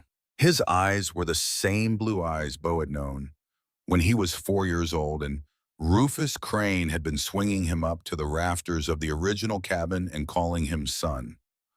Beauregard! Rufus, you came. I came. I knew you would. I will not waste your breath, Rufus. No. A long silence. Crane lifted the satchel. He set it on the table between them. He pushed it across. Bo did not move. What is this? Open it. Rufus. Beauregard. Open it. I have been waiting 20 years to give it to you. Bo opened the satchel. It was full of letters. Dozens, maybe 100, all in the same hand, all addressed to John Hartley and Ann Hartley. None of them sent. Bayo picked one up, then another, then another. He read 3, 4. He read the dates. They went back to the fever year. They went forward to last month. Some were short, some were long. All of them were the same letter. A man writing to his dead friend saying, I am sorry. A man writing to his dead friend's wife saying, I should have ridden. A man writing every winter, every spring, every Easter Sunday, every Christmas Eve, the same 6 words in different orders with different prayers. I should have ridden with you. Bo's hands began to shake. Why did you not send them? Crane did not answer. Rufus, what? Because. Crane's voice cracked. He coughed. He pressed his handkerchief to his mouth. He brought it away red. Because I did not have the courage. Because I knew what I had done. Because I told myself after a while that the only thing I had left was hating him, so I did not have to face itself. So I built a man in my head who deserved my hate, and I waited for him to be wrong, so I could be right. And then he died. And then he died. And then his sons. And then his sons. You took our water. I did. You attacked our home. I did. You took my brother. I did. Why Rufus? Why this week? Why this house? Why now?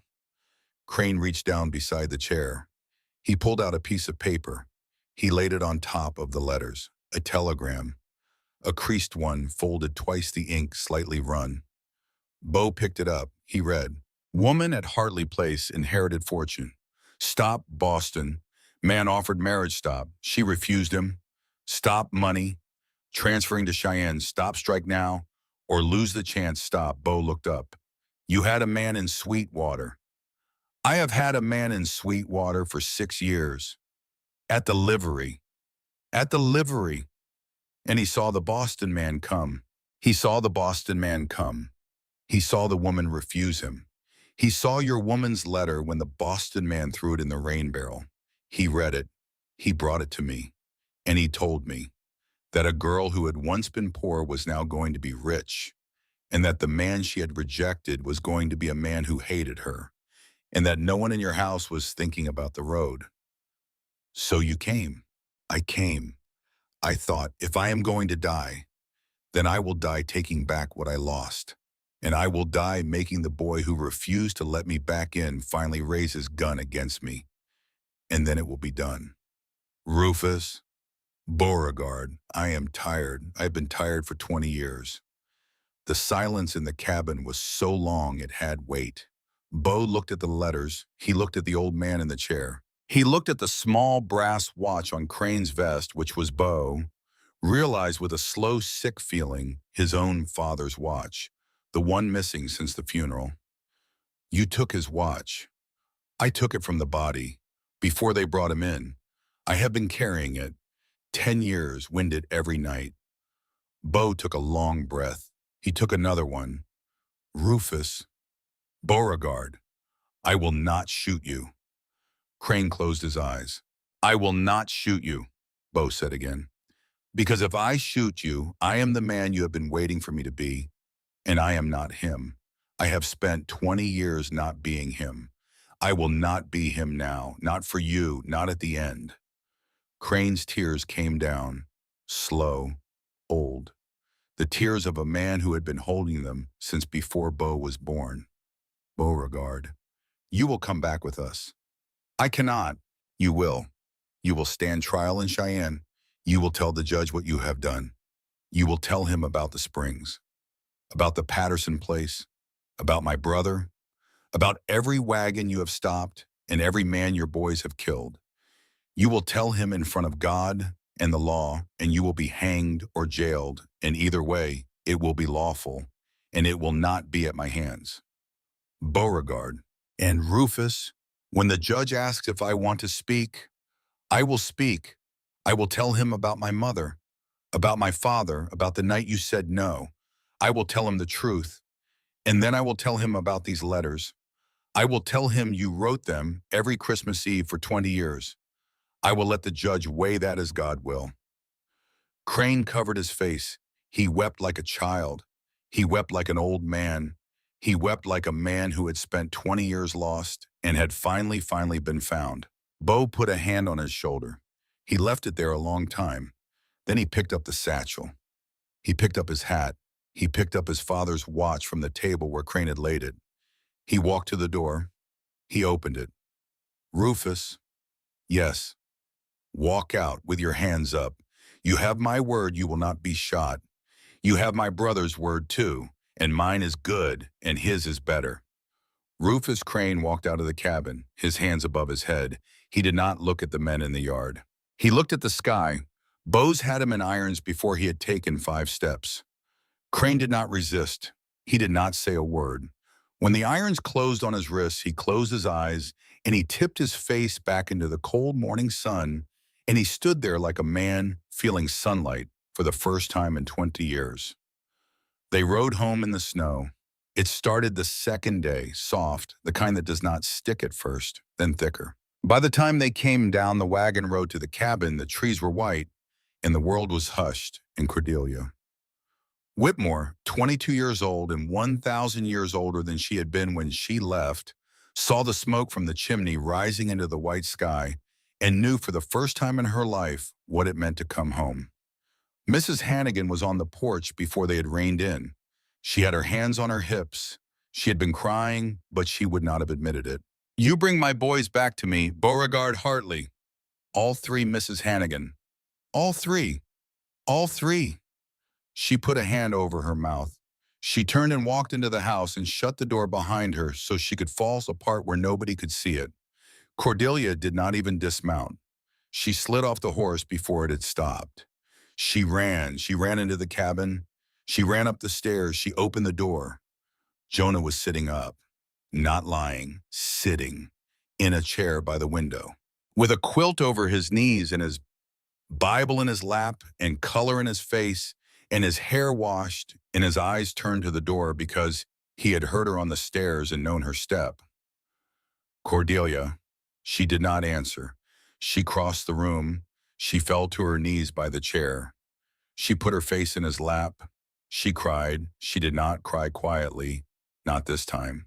She cried the way a woman cries when she has been holding it back for 3 days and 1,000 miles. And she cried until her shoulders shook and until her hands twisted in the quilt and until Jonah's hand came down on her hair and he said very softly, "My love, my love, my love." He said it 3 times. He had not said it before. He did not need to say it again. The wedding was in December. It snowed. Of course it snowed. Sweetwater turned out for it. The whole town, or what felt like the whole town, 40 wagons, 50 maybe, lined up the road to the little white church. Lanterns in every window because the day was short and the dark came early. Cordelia wore the green dress. She would have worn anything. She had bought a white one in Cheyenne the week before with money she had drawn from her own account. But at the last minute, she had folded it back into the box and taken down the green one Mrs. Hannigan had pressed and brushed and hung in the closet to wait for her. It was Mary's dress. It was by then also Cordelia's dress. Mrs. Hannigan had cried when she saw it on her. Cordelia had cried too. They had cried together in front of the small square mirror upstairs, and Mrs. Hannigan had wiped her own face on the corner of her apron and said, "Right, right, that is enough of that. We are not going to be late, child. We have not all wept this much for nothing." Beau walked her down the aisle. He had asked 3 weeks before in the kitchen, in the middle of an ordinary Tuesday, in the middle of slicing bread. He had set down the knife. He had said, "Cordelia." She had looked up. He had said, "If you do not have a father to walk you to my brother, I would like to be that man, if you will allow it." She had not been able to speak. She had only nodded. He had picked up the knife and gone back to the bread, and that had been the end of it. But on the day when the music started and the doors opened and the church was full of warm lantern light, and Jonah was waiting at the front with his hat off and his face bright and his eyes only on her, it was Beauregard Hartley who put his good arm out for her and Cordelia Whitmore who took it. She walked down the aisle on a Hartley arm. Silas was at the front beside his brother. Silas had a bandage still on the side of his head and a scar that would be there forever and a small private smile on his face that Cordelia had never seen. Mrs. Hannigan was in the front pew. She had a handkerchief in her hand before Cordelia had taken the third step. The pastor was a young man named Tate. He spoke briefly. He was wise enough to know that some weddings did not need long sermons. He read from 1 Corinthians. He read the part about love.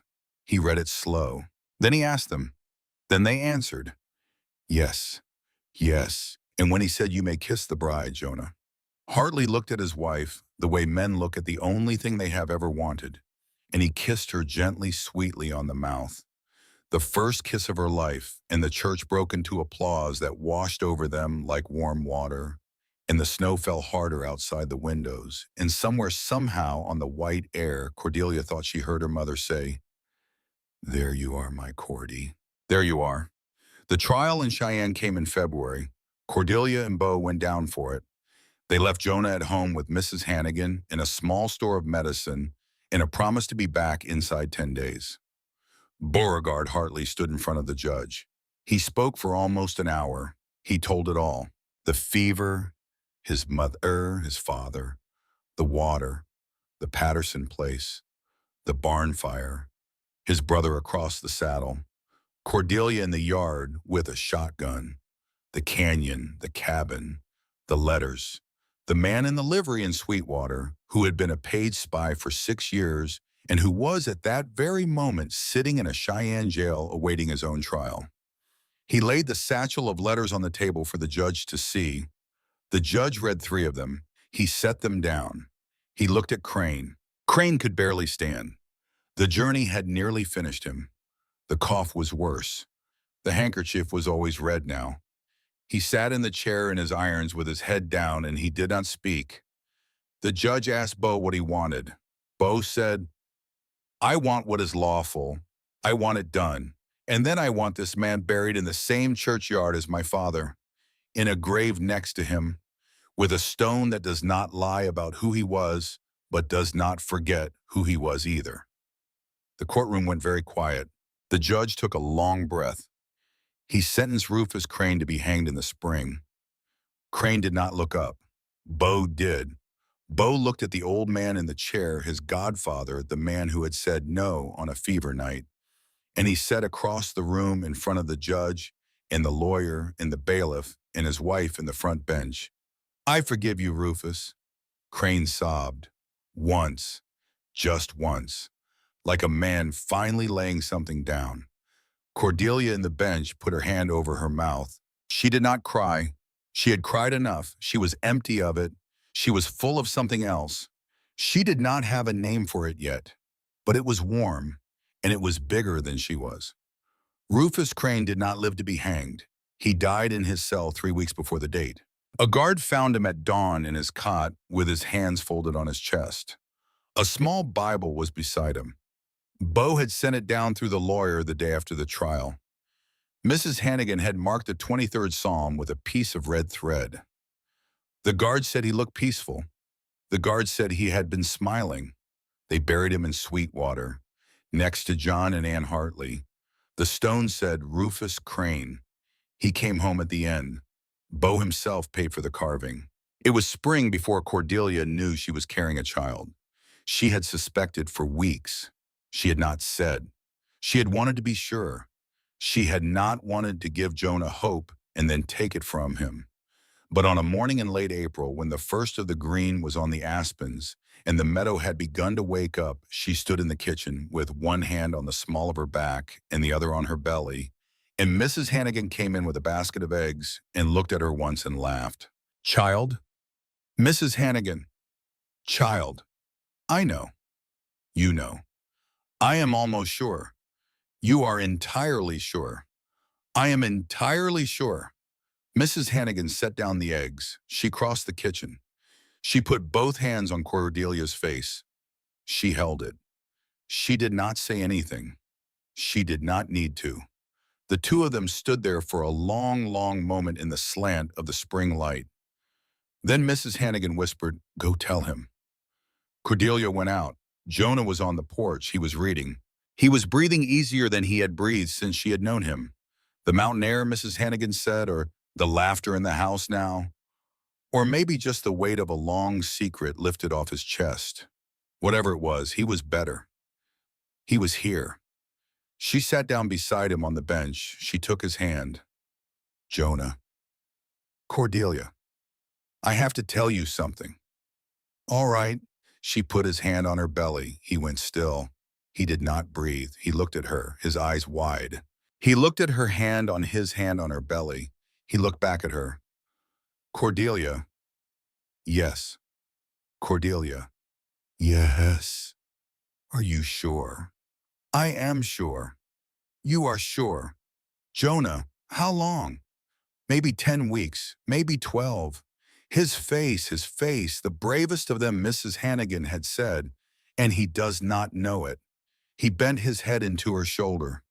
He cried. Not hard, not loud, just steadily. The way a man cries when he has been given something he never thought he would live to hold. She put her hand to the back of his neck. She held it there.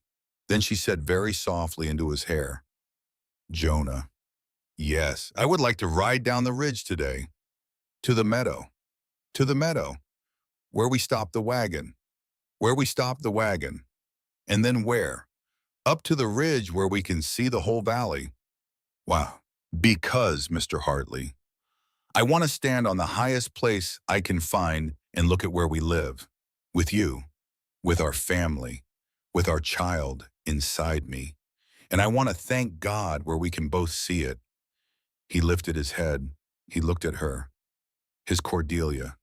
His miracle. His wife. "All right," he said. They rode up the ridge in the afternoon. The whole family came. Bo on his big gray, Silas on the buckskin he had broken himself that winter. Mrs. Hannigan in the wagon with a basket of cold chicken and a jug of sweet tea, because she said you do not climb a ridge in spring without a picnic at the top. That is a sin against God and good sense. They reached the ridge an hour before sunset.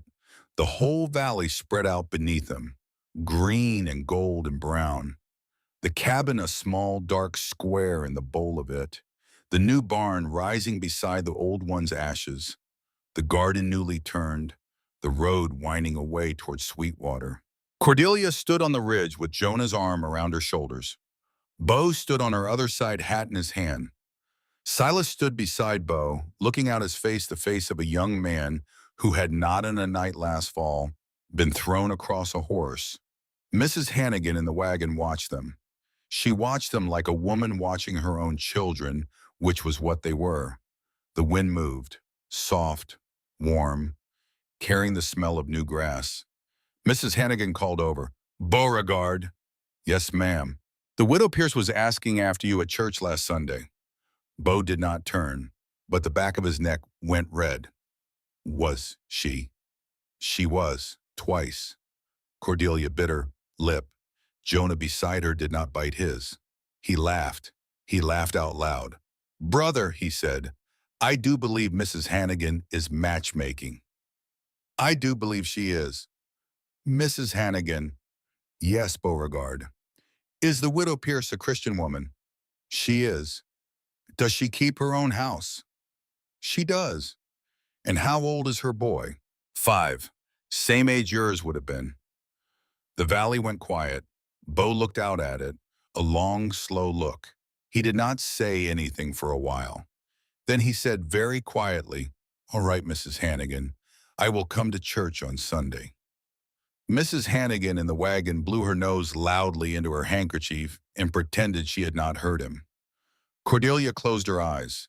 She thought of Boston.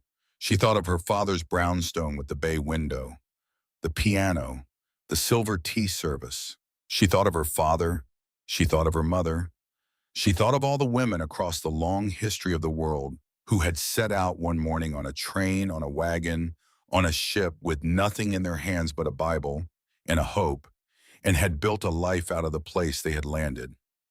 She thought of how all of them had been in their hours alone, and how none of them finally had been. She opened her eyes, she squeezed Jonah's hand. She did not say anything. She did not need to. The valley was below her, the sky was above her family was around her, and in her body in the dark, warm, secret place where life had begun once more on this old, wide, patient earth. Her daughter, whose name would be Mary, after a woman she had never met, turned over for the first time and slept. Below in the cabin, the lamps came on one by one. The smoke rose thin and steady from the chimney. The mountain held them. The wind moved on. And Cordelia Whitmore Hartley, who had come west with one carpet bag and a mother's Bible and a heart that had been almost too tired to keep beating, stood on a high place in the spring light and understood at last what her mother had been saying to her in the dream. It was going to be all right. It was going to take her a long time to know it. It was going to be all right. It already was.